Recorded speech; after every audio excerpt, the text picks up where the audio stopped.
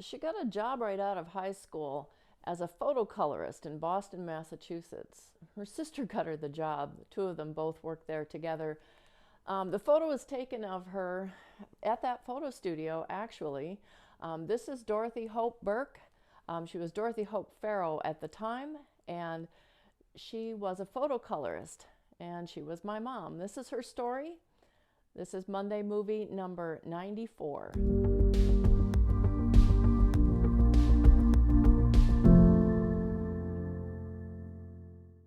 I'm Wendy Bale, and today I'm here to share a little bit of photo history with you that you may not be aware of.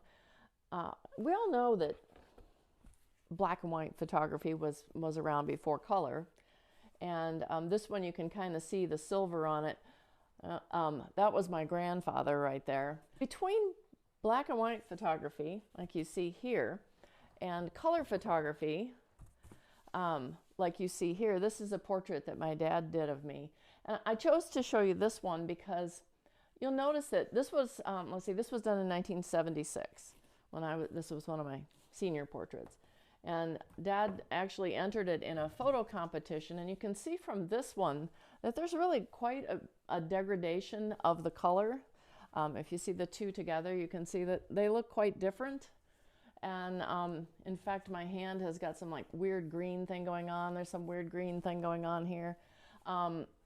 Color photography wasn't really all that stable.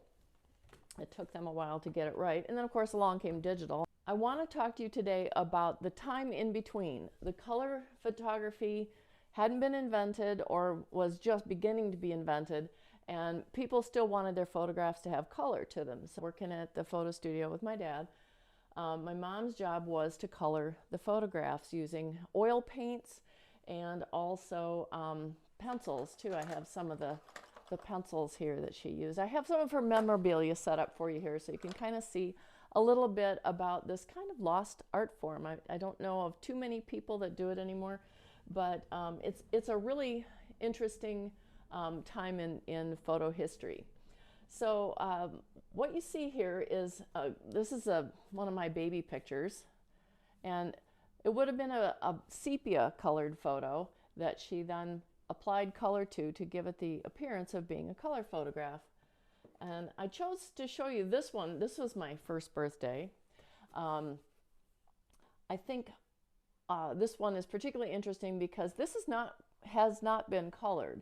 But what was done to it is, in the process of making the print to prep it for color, part of it was made sepia because that makes the brown of the skin tones, and in this case also the background, it gives it a warmer color to start with rather than coloring directly onto black and white.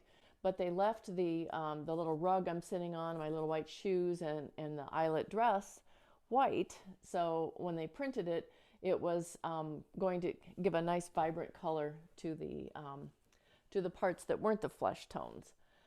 And the one you see here, I particularly wanted to show you because this one, Mom did quite a bit of a very brush strokey kind of, it was a heavier application of the oil paints.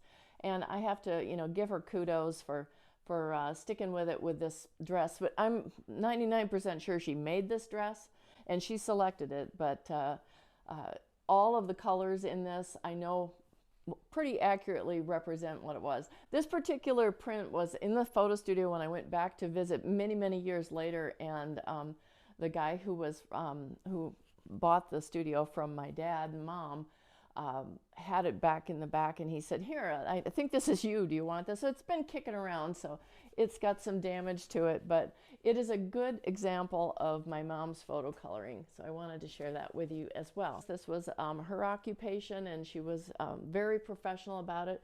I've got a little certificate of merit from the Kay Isaacson workshop. She loved these workshops, and I have all of her notes that I just love looking through this. It's like very much like the workshops I like to do for art, so it's kind of a fun little jaunt through history. There's the Kay Isaacson palette that tells all about the particular colors to use for flesh and tips and tricks. And I wanted to also just demonstrate here a little bit about the process in that she used cotton, like this. And she also used the wool, and I don't really know what the difference was in the wool and the cotton, but instead of using brushes all the time, in order to get this very, very smooth effect on the things that she was coloring, she would put cotton on the end of these little sticks. And so I remember watching her do this like a million times. So, you know, lick the stick. Studio safety wasn't a real big thing.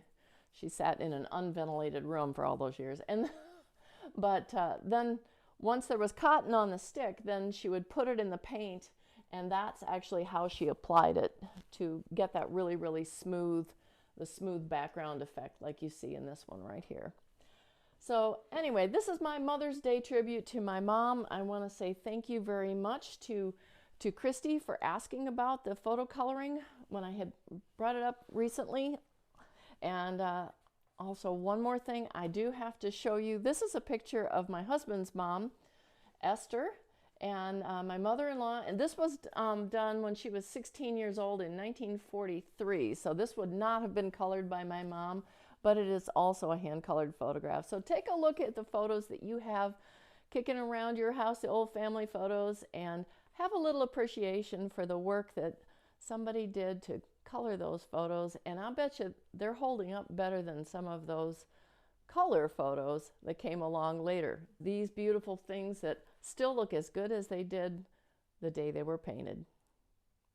Happy Mother's Day.